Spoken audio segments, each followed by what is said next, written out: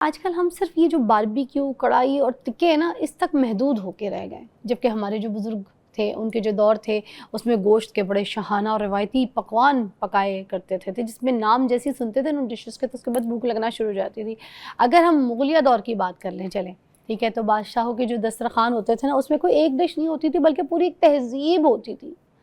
اس زمانے میں نرگسی کوفتے ٹھیک ہے، مٹن مسلم،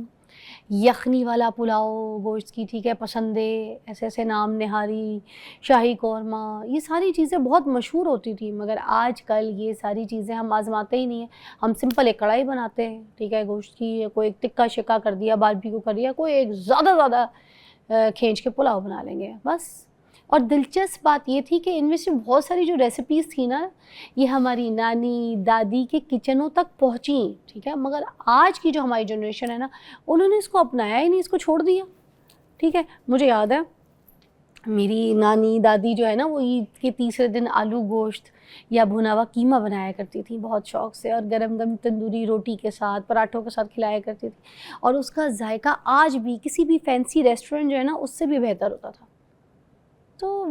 ویورز یہ جو کراچی اور لاہور کے گوشت کی ذائقے، اس پہ بھی میں بات کرتی ہوں، میں کراچی میں بھی رہی ہوں، لاہور میں بھی۔ کراچی میں جو ہے نا اسپائسی گوشت کی چیزیں آئٹم، باربیکیو ہو گیا ٹھیک ہے، بیف بوٹی ہو گئی، کٹا کٹ ہو گیا، دھاگے والے کباب ہو گئے، اسموکی فلیورز جو ہے نا یہ ساری چیزیں وہاں پہ بہت پسند ہے۔ اب اگر میں لاہور کی بات کروں، یہاں پہ سری پائے ہو گئے، مٹن کڑھائی ہو گئی، دیسی گھی والی نہاری ہو گئی، یہ چیزیں ان کو یہاں پہ بہت زیادہ پسند ہے۔ اگر میں پرانی دلی اور لکھنؤ کے زمانے کے مغلئی جو کلچر ہے نا اگر میں اس پہ تھوڑی سی روشنی ڈالوں تو وہاں پر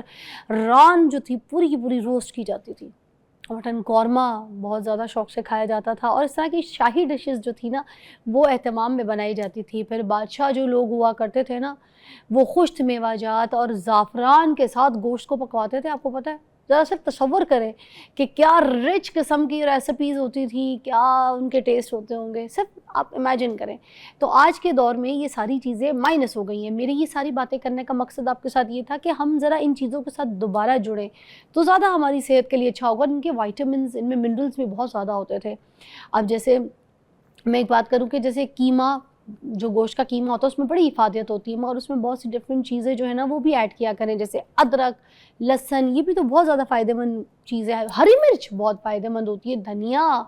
ٹھیک ہے، پھر جو گرم مسالے جات ہوتی ہیں یہ بھی بڑے فائدہ مند ہوتے ہیں، جب آپ گوشت کے اندر قیمے کے اندر اس کو ایڈ کر کے پکاتے ہیں تو یہ بڑی فائدہ مند چیزیں اپنے بچوں کو لازمی کھلایا کریں۔ دیکھیں جو پہلے کا دور ہوتا تھا نا اس میں ہم مٹن بیف سب کچھ کھاتے تھے، آج کی جو ہماری جنریشن ہے نا وہ بیف سے تو ایسے دور ہو گئی، ہاتھ چھڑا کے بیٹھ گئی ہے۔ پھر وہ کہتے ہیں نہیں جی اسمیل آتی ہے، ہم تو یہ نہیں کھاتے۔ اللہ اچھے طریقے سے اگر پکا ہو یہ کلیجی گوشت سب کچھ تو پھر اس میں کوئی اسمیل ایسے نہیں آتی،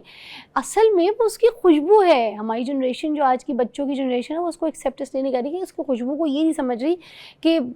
یہ اس کی سنداہٹ ہے، نہ کہ اس کو بدبو کہہ کے گوشت میں سے اسمیل آ رہی ہے ہم نہیں کھاتے، یہ کر کے تو اپنی غذا جو ہے نا خراب کر رہے ہیں، پھر ان کی جو گروتھ ہے وہ بھی ڈسٹرب ہو رہی ہے۔ اب جو آپ اپنے بچوں کو اگر بچپن سے ان چیزوں کی عادت ڈال دیں گے، مٹن بیف سب کچھ، چکن تو سبھی کھاتے ہیں مگر سب سے زیادہ اچھی افادیت تو ان کھانوں میں، تو ان کو کھلائیے۔ جب بادشاہ کھاتا تھا مغلی زمانوں میں کھایا جاتا، ہماری نانی دانی ہمیں کھلاتی تھی، تو آپ اپنے بچوں کو کیوں نہیں کھلاتی؟ اور ایک چیز یہ ضرور لازمی آپ نے یاد کرنی ہے کہ جو اعتدال ہے نا وہ بہت ضروری ہے ہر چیز کا بیلنس میں، کیونکہ ہر چیز کا زیادہ چکنائی والی چیزیں، گریوی والی چیزیں، مسالہ جات والی چیزیں، ان کو تھوڑا سا لمیٹڈ ٹھیک ہے، ان کو اتنا زیادہ بھی آپ نے اس طریقے سے نہیں کھانا کہ روزمرہ کی زندگی۔ پھر جو آپ نے تری والے سالن ہیں نا، تری والی نہاریاں ہیں تو آئلی، ان کو بھی تھوڑا سا کم کر کے کھانا ہے، کیونکہ اگر آپ نے کھانا بھی ہے اپنے شوق پورے کرنے بھی ہیں تو ان کو تھوڑا سا کم کر کے کھانا ہے۔ یہ نہیں کہ آپ نے روزمرہ کی زندگی میں روز تری والے کھانے، اور آپ نے اپنے اسٹاف کو بولا بھائی تری والے کھانے نہیں ہیں تو تم فائر ہو، تمہیں تو کھانا پکانا نہیں آتا، جس کھانے میں تری نہ ہو وہ کھانا کیا ہے؟ تو آپ نے اپنی زندگی میں اعتدال کے ساتھ، آپ اس عید میں آپ سے پرسنلی ریکویسٹ کرتی ہوں کہ اپنی نانی اور دادی کی فون کریں، پوچھیں کیا بیسٹ ریسیپی ہوتی تھی، کیا پکوان ہوتا تھا، کیا طریقہ ہوتا تھا، ذرا وہ طریقے سے اس